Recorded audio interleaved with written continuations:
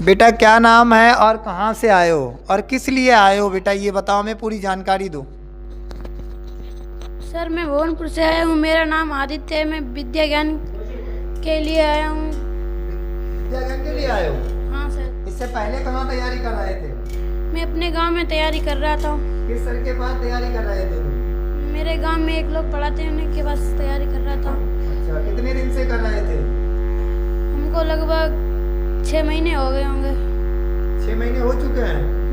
कुछ सीख लिया है 6 महीने में? क्या क्या सीखा है?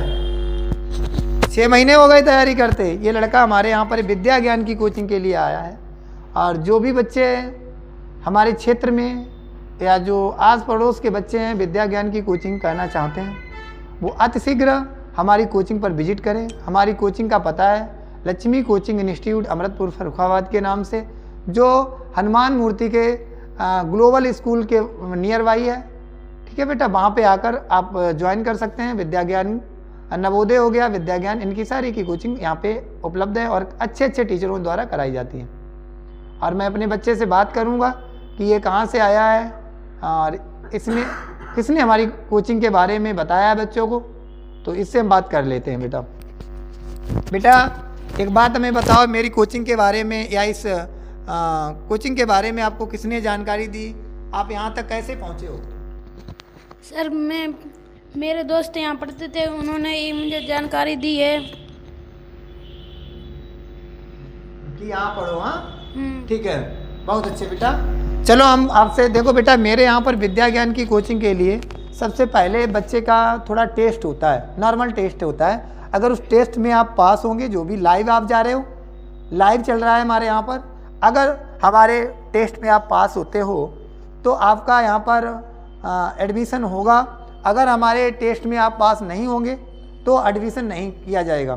तो मैं आपसे मात्र 5 सवाल पूछ रहा हूँ, उनके आपको जवाब देने हैं। पहला सवाल आपसे यह है कि इंग्लिश में आप वोवेल्स कितने होते हैं वो बता दीजिए। इंग्लिश में वोवेल्स की संख्या क्या होती है और हिंदी में स्वरों की संख्या क्या होती है, पूरी हमें विस्तार से बताइए। वोवेल्स की संख्या 5 होती है। इंग्लिश में 5 होती है। वोवेल्स की संख्या इंग्लिश में 5 होती है। कौन कौन से वो होते हैं वो बताओ बेटा। ए ई आई ओ यू होते हैं, और हिंदी में स्वरों की संख्या 11 होती है। 11 होती है। उसमें एक अक्षर है, इसमें ऋषि होता है। वो क्या ऋषि वास्तव में पूरा स्वर है? नहीं सर। क्या है फिर उसमें, बताओ बेटा। ऋषि स्वर और व्यंजन से मिलकर बना है। उसमें स्वर भी है और व्यंजन भी है, दोनों मिले हैं। हाँ। अच्छा, उसमें व्यंजन कौन सा मिला हुआ है? व्यंजन उसमें रा मिला हुआ है। रा मिला हुआ है। चलो, बहुत अच्छा जवाब है बेटा का, इसने बताने का काम भी अच्छा किया है। दूसरा सवाल बेटा ये है कि यम के विपरीत अक्षर कौन सा होता है? यम के विपरीत अक्षर बता देंगे आप। यम का विपरीत अक्षर यन होता है।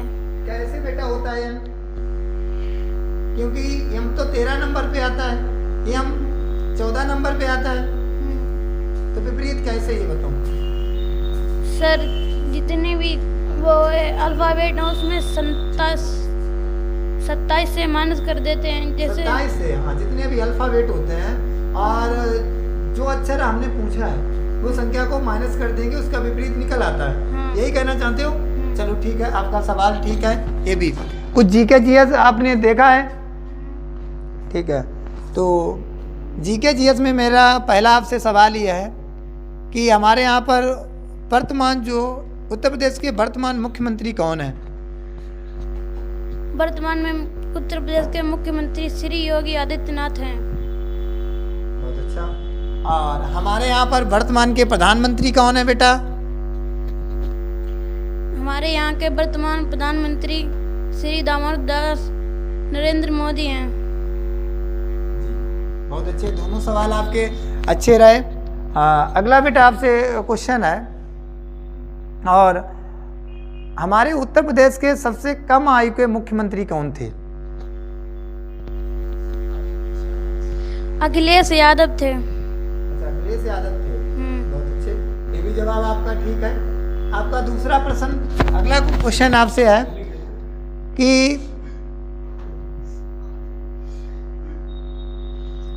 और वो प्रश्न आपसे ये है कि गंगा नदी की लंबाई बता दें बेटा आप। गंगा नदी की लंबाई भारत में 2525 किलोमीटर है। बहुत बढ़िया, बहुत बढ़िया, बच्चा बहुत अच्छा है, इंटेलिजेंट भी है, बहुत अच्छे जवाब दे रहा है। अगला क्वेश्चन बेटा आपसे है, हमें एक बात बताओ, और वो प्रश्न ये है कि का में क्या का के खंड किए जा सकते हैं? Yes sir. कैसे खंड होंगे का के? आधा का प्लस आ बनकर एक का निर्माण किया है। एक प्रश्न और है बेटा, वो बताइए, जैसे नाउन में आते हैं, किस में आते हैं? नाउन में एक होता है पुलिस। पुलिस कौन सा नाउन है? पुलिस कॉमन नाउन है। पुलिस कॉमन नाउन है बेटा? कॉमन नाउन तो नहीं है पुलिस। कॉमन नाउन कहाँ है? पुलिस है। चलो ये आपका रोंग रहा, पुलिस कॉमन नाउन नहीं है, कलेक्टिव नाउन है। कैसा नाउन है? Collective noun. कलेक्टिव नाउन है, क्योंकि वो समूह है। Yes sir.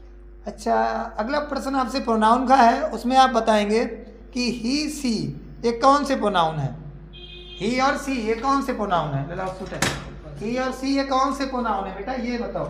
ही हो गया, सी हो गया, ये कौन से प्रोनाउन है? पर्सनल प्रोनाउन है। ये पर्सनल प्रोनाउन है। ही और सी कौन से प्रोनाउन है? पर्सनल। पर्सनल।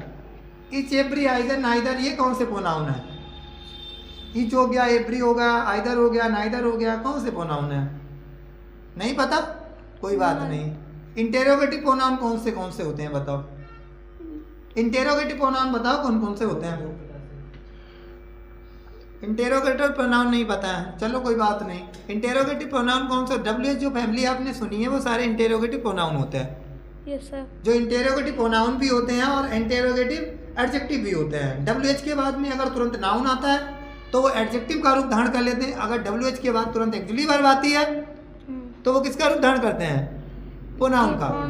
वो किसका रूप धारण करते हैं? प्रोनाउन का। ठीक है, आपके बहुत हमारे विद्या ज्ञान का बैच जो है बेटा ये 3:30 बजे से 5 बजे तक चलता है। विद्या ज्ञान का बैच जो है 3:30 बजे से 5:30 बजे तक चलता है। आप उसमें आकर ज्वाइन कर सकते हैं, कोई दिक्कत नहीं है। ठीक है बेटा, आप कल से आइएगा, आराम से बैच को ज्वाइन करिएगा। बेटा बंद कर दो।